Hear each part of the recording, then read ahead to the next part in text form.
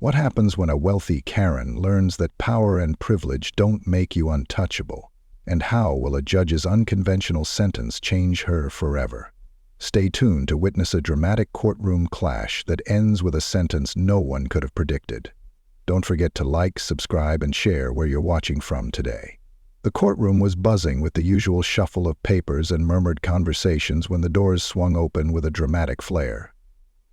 In waltzed Karen Whitmore, a petite woman in her mid-40s, clad in designer heels that clacked sharply against the tiled floor. Her meticulously styled blonde bob bobbed with every step, her expensive perfume preceding her like a royal announcement. Karen glanced around with a haughty sneer, her oversized sunglasses perched precariously on her head. She clearly wasn't there to blend in. "Can someone tell me why I'm wasting my time here?" she said, loud enough for the whole courtroom to hear. The clerk at the front desk winced, motioning for her to take a seat. Karen ignored her and strode straight to the defendant's table, her attorney scurrying behind her, looking flustered. She plopped herself down in the chair and immediately began rifling through her designer purse, pulling out a smartphone that she began tapping on with exaggerated irritation. Judge Marcus Hayes entered the courtroom quietly, the sound of the gavel echoing across the room, silencing the low chatter. He was tall, with deep brown skin, a neatly trimmed beard, and a calm demeanor that exuded authority. He didn't need to raise his voice. His presence alone commanded respect. As he took his seat, his eyes scanned the room, pausing momentarily on Karen's overly dramatic display. She hadn't bothered to look up. "Ms. Whitmore?" His deep, resonant voice cut through the room like a knife. Karen's attorney nudged her, whispering something urgent. Karen finally looked up, the irritation on her face plain. Yes, I'm here," she said dismissively, waving a manicured hand as though she were addressing a waiter who'd spilled her drink. Judge Hayes raised an eyebrow, unfazed. "Ms. Whitmore, you're here today because of a parking violation. You were cited for parking in a handicapped space without the proper permit. How do you plead?" Karen scoffed, crossing her arms. "Not guilty, obviously. This is ridiculous. Do you know who I am?" The courtroom fell silent. A few people exchanged glances, unsure if they'd just heard her correctly. Judge Hayes remained composed, though the corners of his mouth tightened almost imperceptibly. "Ms. Whitmore, the court isn't here to debate your identity. It's here to address the matter at hand," he said evenly. "Were you parked in a handicapped space without a permit?" Karen rolled her eyes. Technically, yes, but I was only there for 5 minutes. I was picking up a very expensive package. Surely we're not wasting taxpayer money on this." Judge Hayes's gaze didn't waver. "The law doesn't operate on personal convenience, Ms. Whitmore. Those spaces are reserved for individuals who need them." Karen leaned forward, her voice dripping with condescension. "And I suppose you've never bent the rules for a good reason, Judge." A ripple of tension moved through the courtroom. Karen's attorney looked as though he might faint. Judge Hayes, however, maintained his composure. "I suggest you proceed carefully, Ms. Whitmore," he said, his tone even but firm. "This is a court of law, not a debate stage." Karen smirked, leaning back in her chair. "Well, maybe the law should focus on real criminals instead of harassing people like me. I pay more in taxes than most people here earn in a year." At this, a low murmur spread through the room. Judge Hayes tapped his gavel once, restoring order. He fixed Karen with a steady gaze that seemed to cut through her bravado. "Ms. Whitmore, you seem to misunderstand the purpose of this court. It is not to accommodate wealth or status, but to uphold the law for everyone equally. Do you understand that?" Karen rolled her eyes again, this time with a dramatic sigh. "Fine, I'll pay the fine or whatever. Can we be done now?" Judge Hayes leaned forward, folding his hands on the bench. "Ms. Whitmore, this isn't about a fine anymore. This is about your attitude. The law is designed to serve justice, not entitlement." Karen laughed, a short, sharp sound that echoed uncomfortably in the room. "Oh, please, spare me the lecture. You're just mad because you have some power here, and you're finally getting to throw it around." The silence that followed was deafening. The courtroom audience sat frozen, every eye on Judge Hayes. For the first time, Karen's attorney leaned in, whispering frantically in her ear. She brushed him off with a dismissive wave.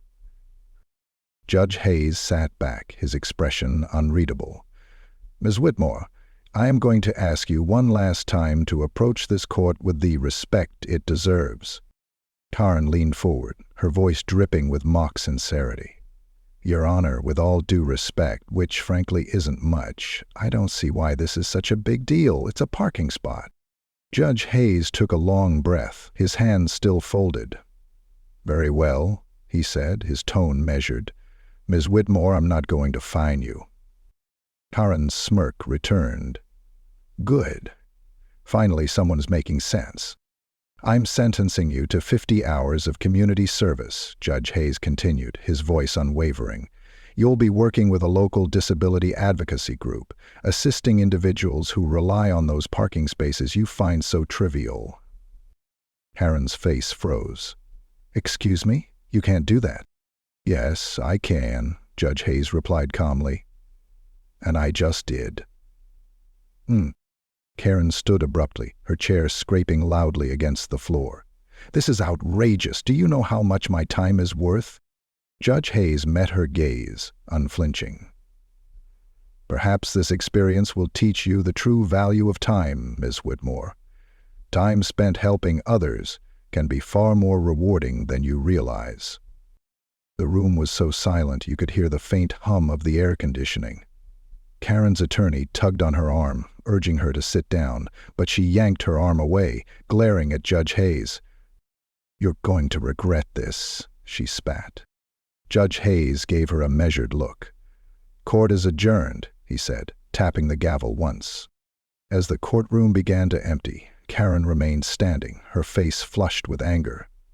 Judge Hayes rose from his seat and disappeared into his chambers, his calm demeanor unshaken. Karen grabbed her purse and stormed out, muttering under her breath about filing a complaint. But deep down, beneath the layers of indignation and entitlement, a tiny flicker of uncertainty had begun to take root. Though she'd never admit it, not yet. The courtroom clerk watched her leave, shaking her head with a mix of disbelief and pity. This was going to be interesting. The sound of Karen's designer heels clicked sharply against the floor as she entered the local community center. Her face was a mask of contempt, and she kept her nose in the air as if the scent of charity offended her. The building was modest, its worn linoleum floors and scuffed walls a stark contrast to the luxury she surrounded herself with. A cheerful woman in her late 30s with a clipboard approached her. "You must be Karen Whitmore," the woman said with a warm smile, extending her hand. "I'm Sandra, the coordinator here at the Disability Advocacy Group. We're so glad to have you join." Karen ignored the outstretched hand, brushing a strand of hair from her face. "Let's get one thing straight. I'm not joining anything. I'm here because some power-tripping judge decided to make an example of me." Sandra's smile faltered for a moment, but she quickly recovered. Well, regardless of how you ended up here, I'm sure you'll find the experience fulfilling. Let me." Karen sighed loudly, clearly uninterested, but followed Sandra through the community center.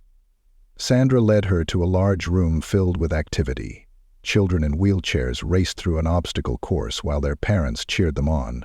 A group of volunteers was sorting medical supplies, and in one corner, a young woman with prosthetic legs demonstrated adaptive yoga to a small audience.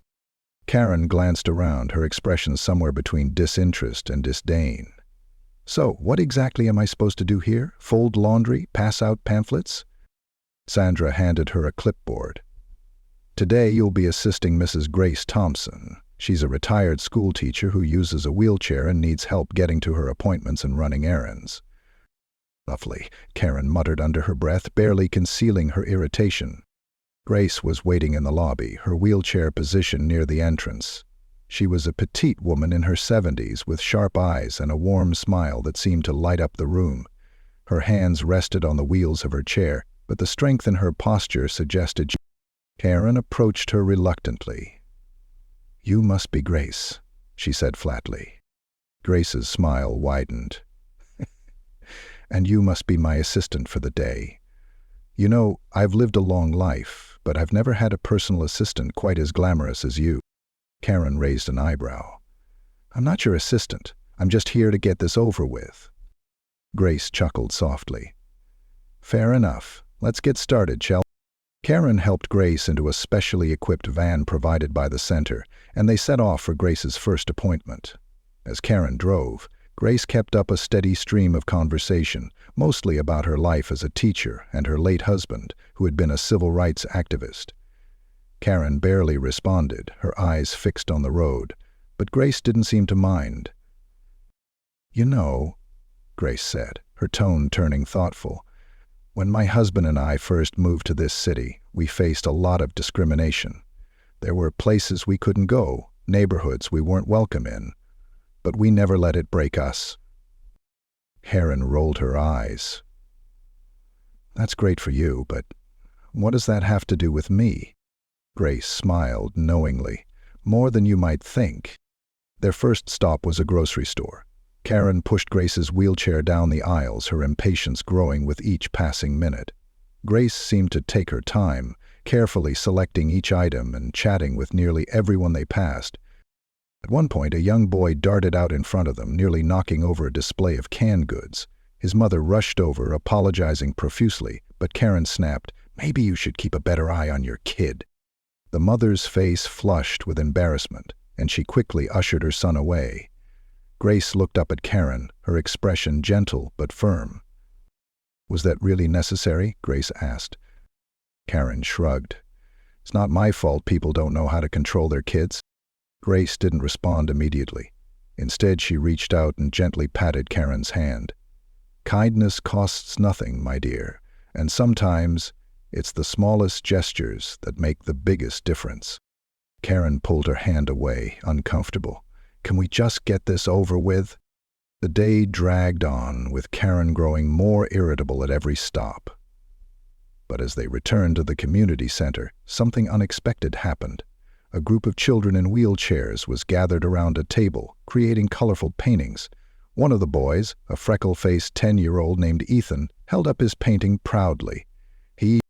"Mrs. Grace, look, I made a picture of my superhero. It's you," he exclaimed, grinning ear to ear. Grace laughed, her eyes sparkling. "Oh, Ethan, that's beautiful. You've captured my good side." The room erupted in laughter, and Karen couldn't help but crack a small smile. But when Ethan looked at her, his expression turned curious. "Are you Mrs. Grace's helper?" he asked. Karen hesitated. "Something like that." Ethan beamed. "Cool. I bet you're really good at it."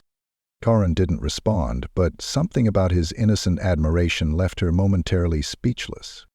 As the week went on, Karen's interactions with the community began to chip away at her armor. She witnessed acts of resilience and kindness that she couldn't ignore. She saw parents advocating fiercely for their children, volunteers giving their time selflessly, and people like Grace finding joy in the face of adversity. One afternoon, as Karen and Grace were returning from an appointment, Grace turned to her. "You know, Karen, people like you and me, we're not so different." Karen frowned. "What are you talking about? We're nothing alike." Grace smiled. "We've both had our struggles, though yours might not be as obvious. But struggle is struggle, and it's what we do with it that defines us." For once, Karen didn't have a snarky reply. The turning point came during a fundraiser event hosted by the community center. Karen had been roped into helping set up, grumbling the entire time. But as the event unfolded, she found herself drawn into the stories being shared on stage.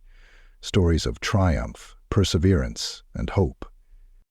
When Grace took the microphone to speak, Karen listened intently, her usual cynicism replaced by something unfamiliar. Admiration. "This community has given me so much," Grace said, her voice steady and full of gratitude. "And it's taught me that our greatest strength lies in helping each other.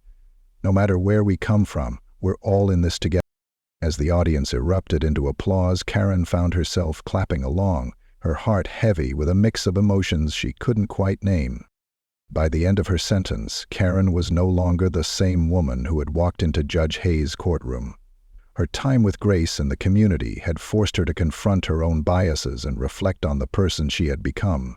But the question remained, would the lessons she'd learned stick, or would she revert to her old ways? Karen adjusted her blazer nervously as she approached the courthouse for her final hearing. For the first time in her life, she felt uncertain walking into a room where she wasn't the center of attention. She had served her 50 hours of community service, and though she'd never admit it out loud, the experience had left her feeling something she couldn't quite put into words. As she entered the courtroom, Judge Marcus Hayes was already seated, his calm, stoic demeanor unchanged. The room was quieter than the last time she had been there, with fewer people present. Still, Karen felt their eyes on her as she took her seat. She sat straight, smoothing her skirt, trying to project confidence she didn't fully feel. The clerk called the case. "Miss Karen Whitmore, please rise." Karen stood, gripping the edge of the table for support. Her attorney shot her a reassuring glance, but Karen knew this wasn't something he could fix for her. This moment was hers alone to face. Judge Hayes looked at her for a long moment before speaking. "Miss Whitmore, you've completed the 50 hours of community service this court ordered. How would you describe your experience?" Karen hesitated. 1,000 retorts ran through her mind, witty comebacks and dismissive remarks, but for the first time she found herself searching for something more meaningful to say. She took a deep breath. "I poor pity, Your Honor," she said, her voice quieter than usual. "I saw things I didn't expect to see, and met people I didn't expect to meet." Judge Hayes tilted his head slightly, as if encouraging her to continue. Karen licked her lips nervously.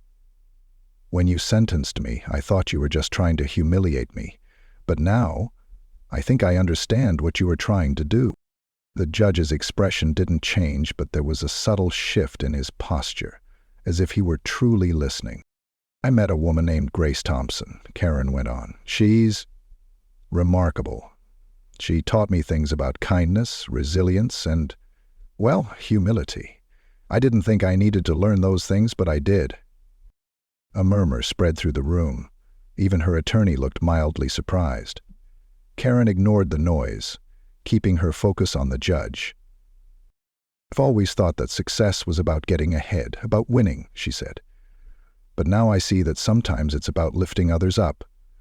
Grace told me that kindness doesn't cost anything, but it's worth everything. And she's right." The courtroom fell silent. Karen glanced around, her cheeks flushing slightly. She wasn't used to being this vulnerable in front of an audience. Judge Hayes leaned forward, his hands clasped in front of him. "Miss Whitmore, it's not often that people come back into this courtroom with a changed perspective. I'm pleased to hear that your time with the community made an impact."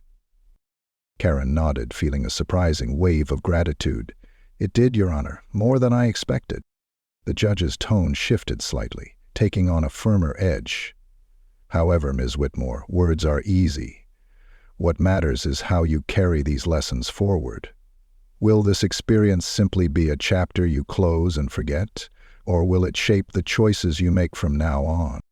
Karen swallowed hard, the weight of his words sinking in. She thought of Grace, of Ethan, of all the people she had met at the community center. For the first time in her life, she felt the stirrings of responsibility, not just to herself, but to others. "I won't forget, Your Honor," she said, her voice steady. Judge Hayes regarded her for a moment, then nodded. "Very well. This court considers your sentence fulfilled. You're free to go." As Karen left the courtroom, she felt a strange mixture of relief and sadness. The past weeks had been some of the most challenging and unexpectedly rewarding of her life. She wasn't sure what the future held, but for the first time she felt open to the possibilities. Outside the courthouse, she found Grace waiting for her in her wheelchair, a broad smile on her face. Karen blinked in surprise. "Grace, what are you doing here?" Grace chuckled.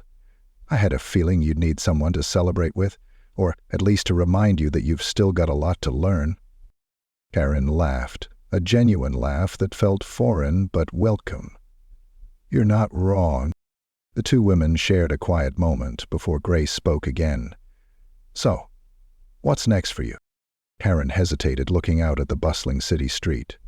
"I'm not sure, but I know I don't want to go back to how things were. Maybe I'll volunteer at the center, or, I don't know, something else."